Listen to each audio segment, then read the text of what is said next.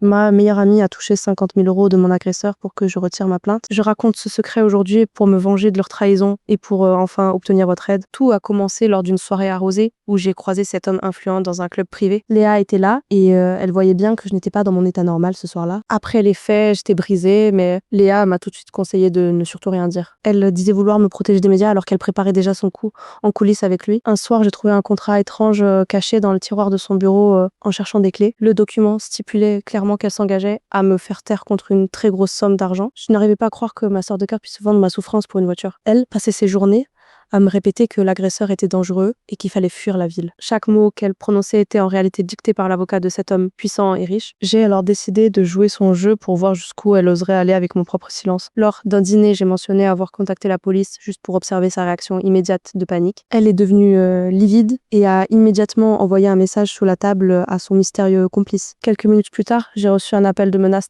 d'un numéro masqué me demandant de rentrer. Léa m'a supplié de ne pas y aller en pleurant des larmes de crocodile pour me manipuler. J'ai tout enregistré avec mon téléphone caché dans ma poche depuis le début de notre conversation fatale. Que feriez-vous à ma place si votre meilleur ami vendait votre justice pour de l'argent facile? Abonnez-vous pour voir les preuves audio et découvrir l'identité de cet homme très bientôt.